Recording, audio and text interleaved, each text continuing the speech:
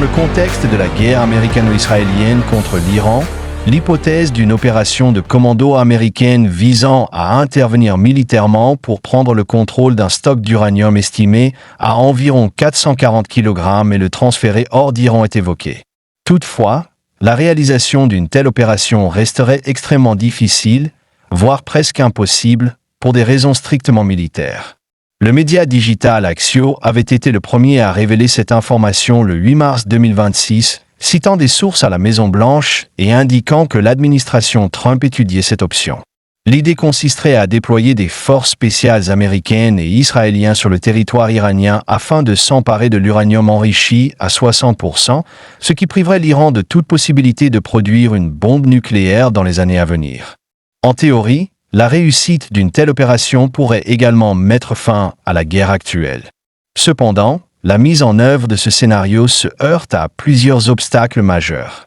Le premier, comme l'a souligné le journal The Guardian, concerne l'absence d'informations précises sur l'emplacement exact de l'uranium enrichi. 3 installations principales sont capables de le stocker: le site de Natanz, celui de Fordo et le centre d'Ispahan. Ces installations sont surveillées par l'Agence internationale de l'énergie atomique dans le cadre du Programme international d'inspection nucléaire, mais déterminer l'emplacement exact du stock demeure complexe. Le deuxième obstacle concerne la nature même de l'opération militaire. Les États-Unis disposent de plusieurs unités de commando d'élite, telles que la Delta Force, le SEAL Team 6, les Navy SOLS, ainsi que des commandos spéciaux des marines et des unités spéciales de l'armée de l'air. Toutefois, ces unités mènent généralement des opérations limitées, comme la libération d'otages ou des interventions rapides ciblées, à l'image de l'opération ayant conduit à l'élimination du chef d'Al-Qaïda, Oussama Ben Laden. Ces opérations sont généralement très brèves, souvent inférieures à 1 heure, et mobilisent un nombre restreint d'hommes pour l'intervention directe. Dans le cas d'une opération visant à s'emparer d'uranium enrichi en Iran, il s'agirait probablement de l'une des opérations d'intervention les plus complexes de l'histoire militaire américaine, voire de l'histoire des armées contemporaines. Une telle opération nécessiterait la participation d'un grand nombre de commandos issus de différentes unités, soutenus par des forces terrestres, telles que les Rangers, qui devraient être déployés à l'avance à proximité de la zone d'opération. Elle exigerait également une couverture aérienne importante, notamment par des hélicoptères et des drones, ce qui exposerait les forces engagées à des risques considérables.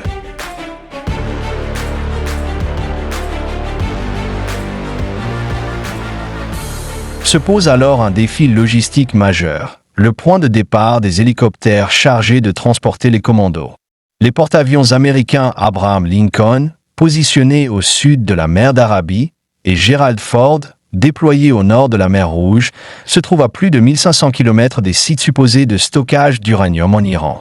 Par ailleurs, un décollage depuis des pays voisins semble difficile, car les hélicoptères ne volent pas à des altitudes élevées, comme les chasseurs de type F-15 ou F-35 pour éviter les systèmes de défense aérienne.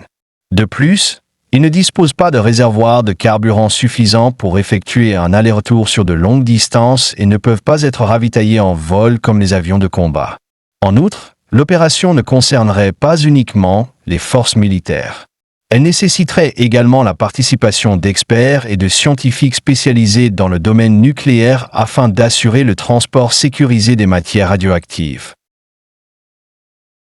Le risque le plus important réside toutefois dans la présence potentielle de forces spéciales iraniennes prêtes à faire face à un tel scénario.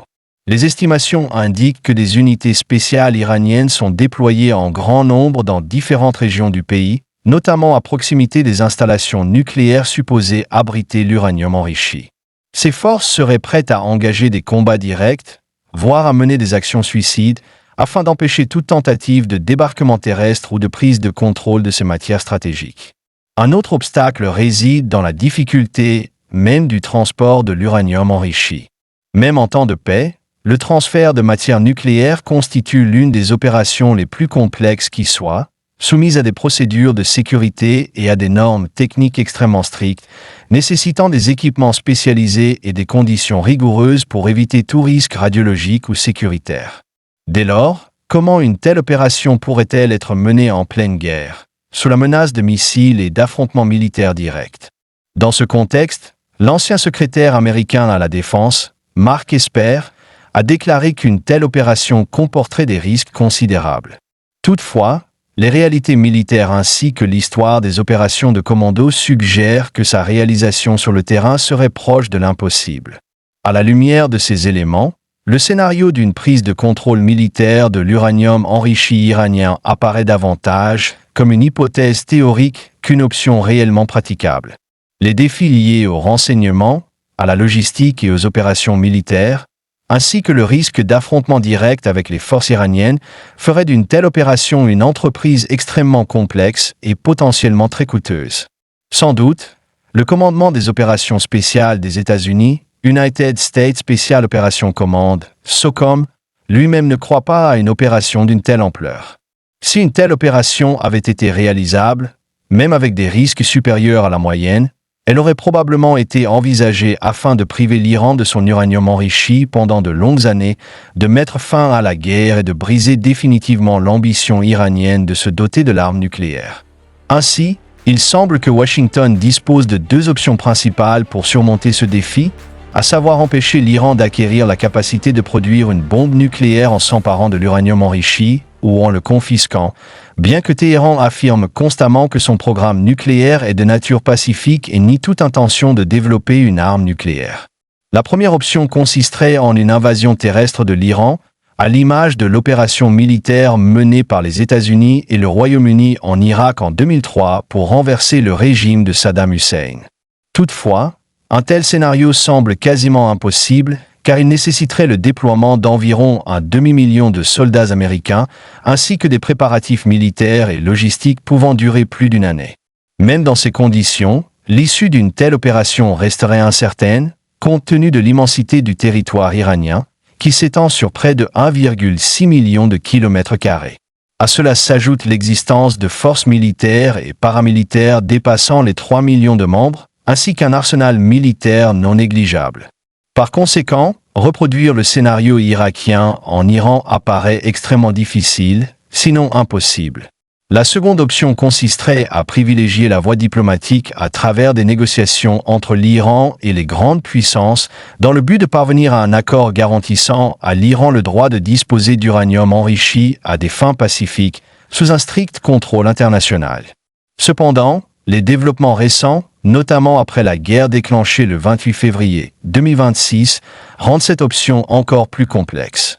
Il est peu probable que les dirigeants iraniens, ni même l'opinion publique iranienne, acceptent une telle solution dans les circonstances actuelles. De nombreux indices suggèrent d'ailleurs que la position iranienne pourrait se durcir dans la période à venir, tandis que Washington pourrait adopter une stratégie fondée sur une pression militaire indirecte ou sur des opérations militaires limitées et intermittentes contre l'Iran dans les années à venir.